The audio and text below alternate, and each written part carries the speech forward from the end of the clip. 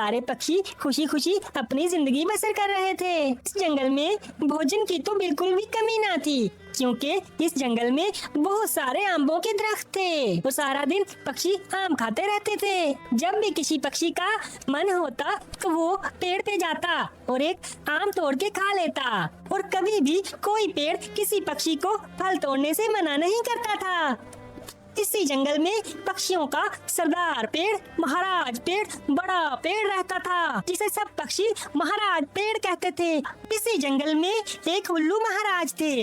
वो जंगल के परिंदों की बड़ी अच्छी देखभाल करते थे और बड़े अच्छे तरीके से अपनी जिम्मेदारी निभा रहे थे। अरे गौरी कौवे, मुझे बहुत तेज भूख लगी है। तुम ऐसा करो, मेरे लिए एक आम तोड़ के ला दो।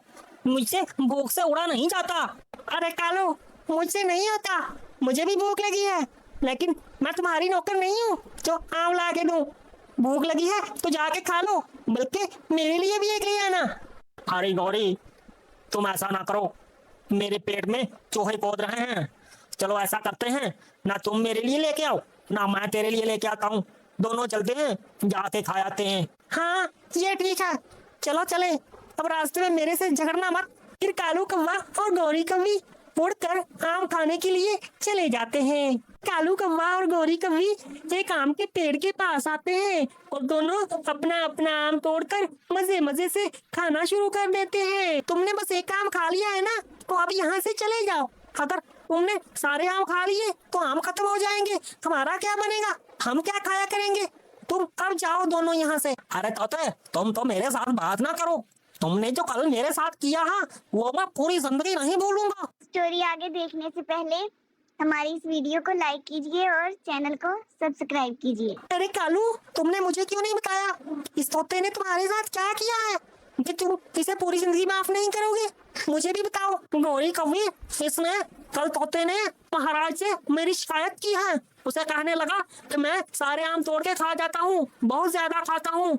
वो तो हमारे महाराज बहुत ही दयालु किस्म के आदमी हैं, इसलिए उन्होंने मुझे कुछ नहीं कहा। लेकिन वो क्या सोचते होंगे मेरे बारे कि मैं शायद इतना भूखा हूँ। लेकिन गौरी, तुम्हें तो पता है ना मैं दिन में कितने फल खाता हूँ, बस 2-3 ही तो खाता हूँ। कालू, इसीलिए तो मैं इस चुगलखोर के मुंह नहीं लगना चाहती, क्योंकि ये हर वक्त किसी न किसी की चुगली ही करता रहता है। तोते होते ही चुगलखोर है। अरे गौरी कौवी, मुझे भी तुमसे बात करने का कोई शौक नहीं है। वो जो बात सच थी मैंने महाराज को वही बताई थी, मैं झूठ नहीं बोलता। चलो गौरी, यहाँ से चलते हैं। इस गंदे और चुगलखोर तोते के मुंह नहीं लगना चाहिए हमें। चलो यहाँ से उड़ के चलते हैं वापस। अगले दिन एक कबूतर कालू महाराज का संदेश लेकर उल्लू महाराज के पास आता है। अरे उल्लू महाराज, दूसरे जंगल के कालू महाराज ने आपके लिए ये संदेश भेजा है, आप इस संदेश को पढ़ ले। तुम ही पढ़ के सुनाओ, इसमें क्या लिखा है। मेरी ऐनक गुम हो गई है। अच्छा उल्लू महाराज, मैं पढ़ता हूँ। इसमें लिखा है कि कल के दिन कालू महाराज इस जंगल में आपसे यानी कि उल्लू महाराज से मिलने के लिए आएंगे। फिर जब अगली सुबह का सूरज निकलता है तो थोड़ी देर बाद कालू महाराज उल्लू महाराज से मिलने उल्लू महाराज के जंगल में आ जाते हैं। आइए आइए कालू महाराज, आपका हमारे जंगल में हम आपको खुशामदीद कहते हैं और बहुत बहुत स्वागत करते हैं। अरे अरे अरे उल्लू महाराज, बहुत खूब बहुत खूब। मैं तो यहाँ देख के हैरान हूँ कि आपके जंगल में इतने आम के पेड़ कहाँ से आ गए। हमारे जंगल में तो एक भी आम नहीं मिलता। हम ढूंढ ढूंढ तक जाते हैं, सिर्फ एक पेड़ था, वो भी सूख गया। और तुम्हारे जंगल में तो मुझे लगता है कभी भी भोजन की कमी नहीं होती होगी। अगर आप इजाजत दें तो हम अपने जंगल के कुछ पक्षी यहाँ भेज दिया करें और वो यहाँ से कुछ भोजन, कुछ आम, कुछ चीजें ले जाया करें, ताकि हमारा गरीब जंगल जो है उसके पंछी जो है वो कुछ खा पी सके। अरे कालू महाराज, क्या बताएं आपको, ये आपको नजर तो आते हैं बहुत आम है, लेकिन असल में वजह क्या है मैं आपको बताता हूँ। जब भी हम आम को हाथ लगाने की कोशिश करते हैं तो दरख्त हमारे साथ लड़ पड़ते हैं और वो जो भी परिंदा उसके ऊपर जाके बैठता है उसको नीचे दे मारता है और वो कहता है खबरदार हमारा आम तोड़ा तो हम तो बहुत परेशान हैं।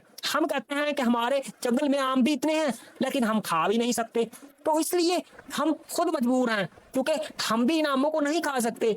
हम भी इधर से भोजन खाकर गुजारा करते हैं, क्योंकि इन दरख्तों का एक बड़ा महाराज है, बड़ा दरख्त, वो वो हमें आम नहीं खाने देता।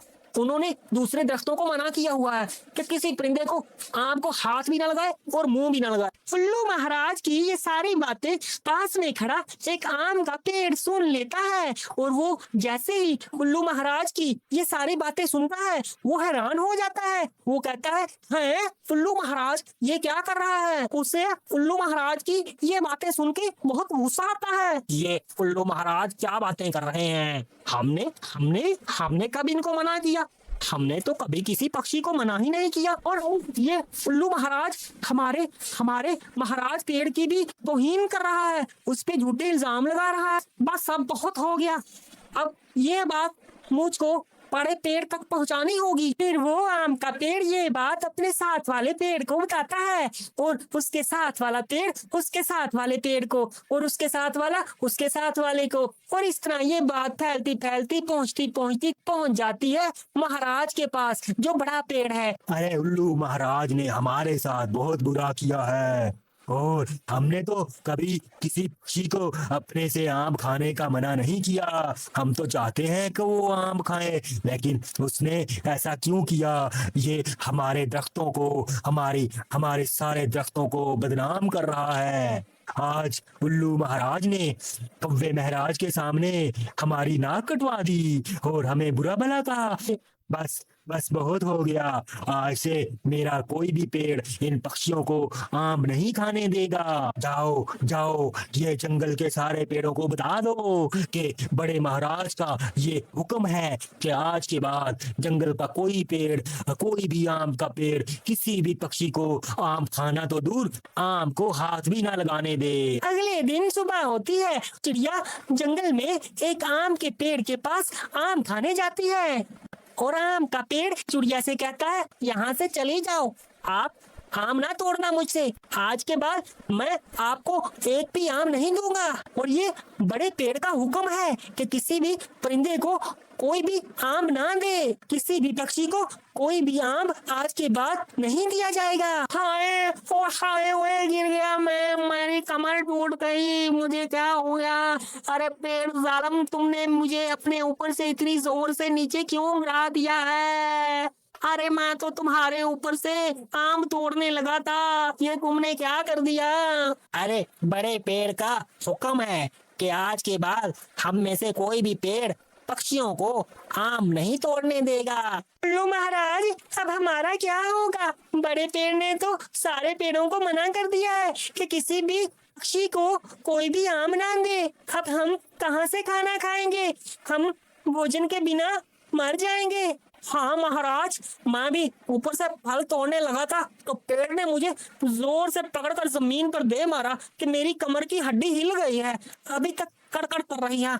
हाँ अच्छा, चलो फिर ऐसा करते हैं, हम बड़े पेड़ के पास खुद जाते हैं। उल्लू महाराज बड़े पेड़ के पास पहुंच जाते हैं। अरे तुम सब पक्षी यहाँ पे क्यों आए हो? मुझे तुमसे कोई बात नहीं करनी, जाओ चले जाओ यहाँ से। अरे बड़े पेड़, आप हमसे क्यों नाराज हैं? वजह तो बताएं, बिला वजह भी कोई किसी से नाराज होता है?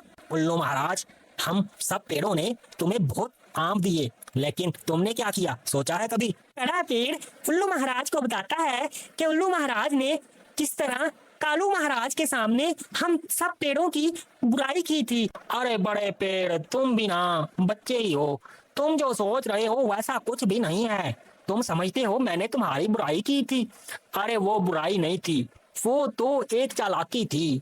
वो कालू महाराज कह रहा था कि तुम्हारे पास बहुत आंबों के दरख्त हैं और हर तरफ आम ही आम हैं और इतने आम हैं कि तुम्हें तो कभी भोजन की जरूरत ही नहीं पड़ती होगी। तो मैंने उसलिए ये सोचा कि कहीं हमारे बाग को, हमारे जंगल को और हमारे जंगल के पेड़ों को नजर ना लग जाए, क्योंकि कालू की नजरें बहुत तेज होती हैं। पिछली बार भी वो नजर लगा गया था और हमारे पेड़ सूख गए थे और आम देना छोड़ गए थे। तो मैंने सोचा कि मैं उसको उल्लू बना दूं। मैंने उसे कहा कि हमारे पेड़ तो हमें आम देते ही नहीं है। हाय रे, मैंने क्या कर दिया? मैंने बिना सोचे समझे ही पंछियों को आम देने से मना कर दिया। ये मैंने क्या कर दिया? मुझसे गलती हो गई, मुझे माफ कर दो। और यूं जंगल में खुशियां वापस आ जाती हैं। सारे परिंदे खुशी खुशी जितना चाहे आम खाते हैं, लेकिन तोता अभी भी बाज नहीं आता। अगर आपको हमारी ये वीडियो पसंद आई है तो इस वीडियो को लाइक करें और हमारे चैनल को सब्सक्राइब करें ताकि आपको मजीद ऐसी वीडियोस देखने को मिले।